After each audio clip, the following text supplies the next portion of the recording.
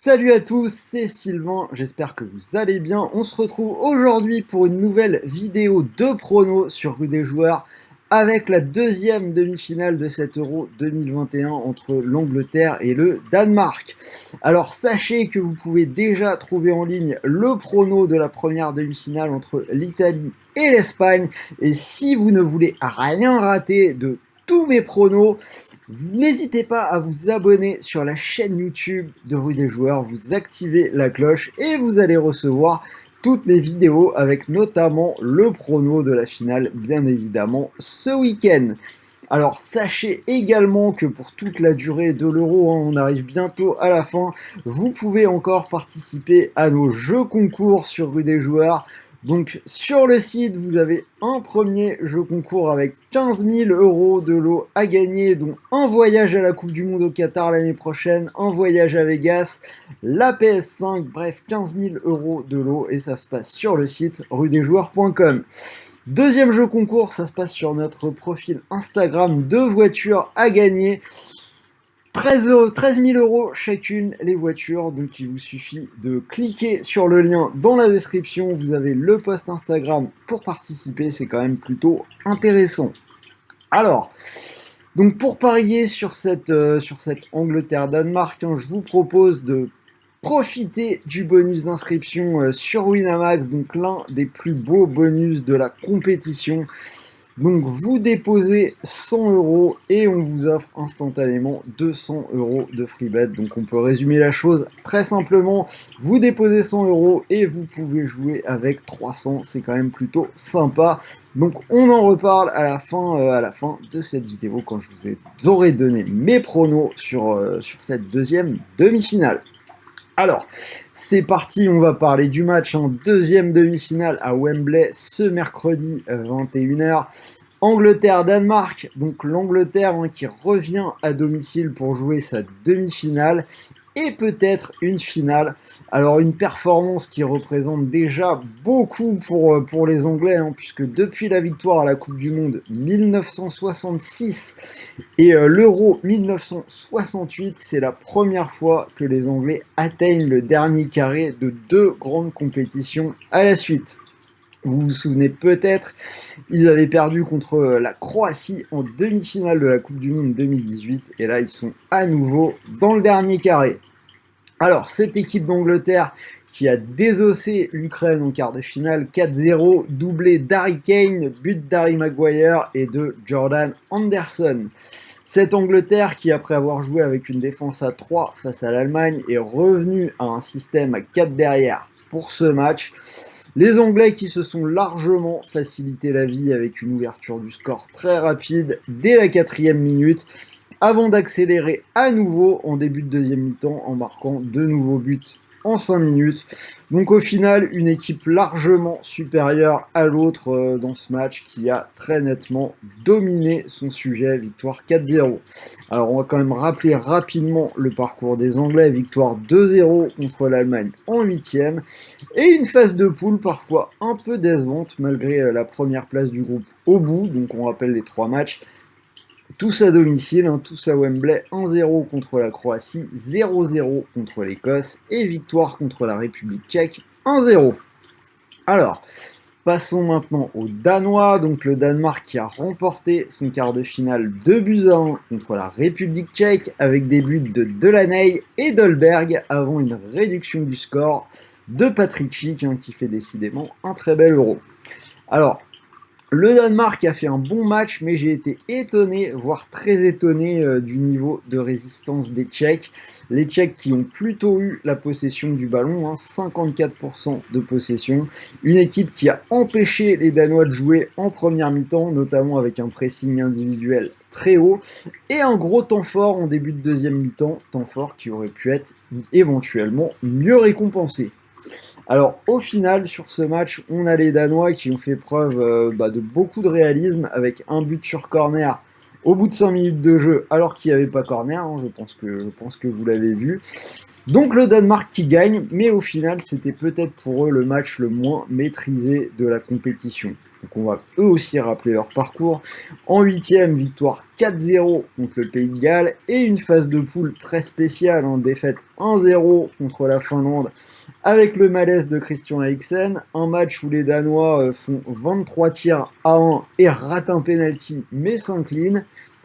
Nouvelle défaite face à la Belgique en étant très bon, en faisant prendre vraiment une grosse marée à la défense belge toute la première mi-temps, et un dernier match de poule finalement gagné face à la Russie, 4-1. Alors, pour ma part, j'aimerais vraiment que ça aille plus loin pour le Danemark, parce que ce serait une belle histoire, parce que ce serait une surprise, et que dans le football moderne, les surprises, c'est quand même assez rafraîchissant. Parce qu'ils jouent bien, parce qu'ils sont vraiment agréables à regarder, et que pour les parieurs, en plus, ils ont une cote à 5,70. Mais malgré tout, j'ai quand même un peu peur que l'aventure s'arrête là pour ces Danois, et ce, pour plusieurs raisons. Alors, la première, déjà, c'est que l'Angleterre n'a toujours pas pris un but. C'est l'équipe qui génère les matchs où il y a le moins de tirs et d'occasions. Et même s'ils vont avoir du répondant en face avec le Danemark, on a quand même une très sérieuse domination athlétique de la part de la défense anglaise sur les attaquants adverses en général, et notamment Harry Maguire, impérial dans les airs depuis qu'il est rentré dans l'équipe. Donc cette Angleterre a vraiment une équipe calibrée pour gagner, qui s'appuie sur la solidité de sa défense et l'apport de ses ailiers et de ses latéraux, notamment Sterling et Luke Shaw, qui ont été excellents jusque-là.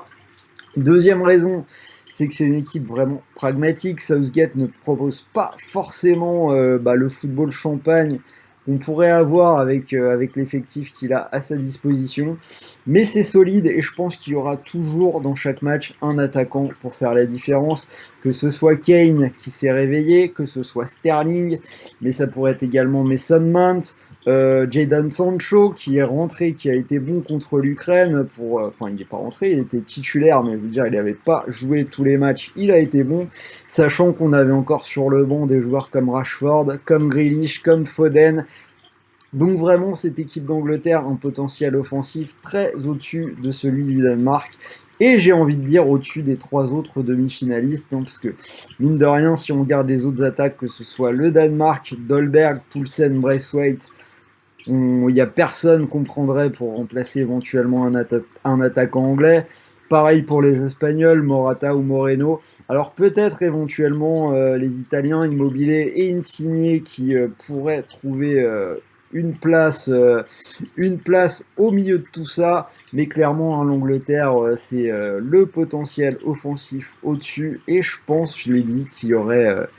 que même si c'est pas toujours en balance sur les individualités, il y aura toujours un de ces joueurs-là qui pourra faire la différence. Et enfin, dernière raison, c'est que l'Angleterre a vraiment fait déjouer l'Allemagne, qui joue de la même façon que le Danemark, c'est-à-dire avec des pistons.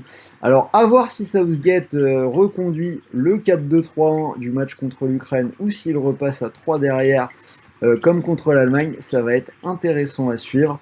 Mais voilà, en tout cas, vu ce qu'ont fait les Anglais contre les Allemands, je pense qu'ils peuvent le refaire contre le Danemark.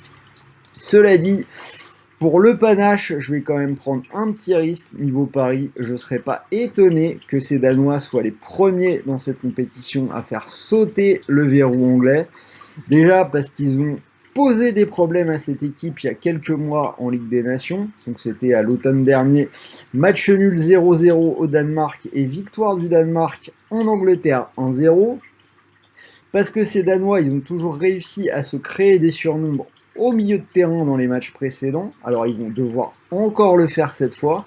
Alors une fois de plus, avec ce système de pistons, on a Højbjerg et Delaney qui seront dans le cœur du jeu face à Calvin Phillips, Rice et Mason Mount, ou en tout cas à 3 joueurs. Alors dans les matchs d'avant, il l'avait fait grâce aux montées de Christiansen contre le Pays de Galles, et grâce à Damsgaard contre les Tchèques, qui était sorti de son poste d'ailier pour revenir dans le cœur du jeu. En tout cas, je pense qu'ils peuvent encore nous surprendre tactiquement et trouver des solutions à ce sujet-là. Et dernier petit point, je pense qu'ils vont avoir des coups à jouer en attaque sur leur côté gauche avec Joachim Melle qui va être face à Walker. Walker qui est sans doute le maillon faible défensivement de cette équipe d'Angleterre. Donc tout ça me laisse penser que le Danemark pourrait au moins mettre son but. Alors, niveau pari, donc vous l'avez compris, ça nous donnerait pour moi une victoire de l'Angleterre à 1,74, les deux équipes qui marquent à 2,15 et un petit pari sympa. Alors, j'espère que les forces ne vont pas s'annuler, mais je vois bien un but de la tête dans ce match et c'est une cote à 2,65. On a vu les Anglais très puissants dans le domaine face à l'Ukraine. Côté danois, il y aura aussi du répondant, hein, que ce soit Poulsen, Dolberg, sur les coups de pied arrêtés, Kier, donc on peut avoir des têtes et un but, donc la cote me paraît plutôt sympa à 2,65. Et pour finir, le petit my match, tout simple, avec les deux conditions que j'ai données dans mes premiers paris, victoire de l'Angleterre et les deux équipes qui marquent, c'est déjà une très belle cote à 4. Alors, comme je vous l'ai dit, vous pouvez profiter du bonus d'inscription sur Winamax, donc 100 € déposés, 300 € pour jouer, plutôt sympa. Donc c'est-à-dire que si vous déposez vos 100 € sur ce My Match à 4, et que ça venait à passer, vous pourriez remporter 400 €, ce qui est plutôt intéressant. Et malheureusement, si le pari ne passe pas, si les Danois font la surprise et qu'il y a des prolongations, voire que le Danemark s'impose, il vous restera toujours malgré tout les 200 € de free bet offerts pour continuer de jouer.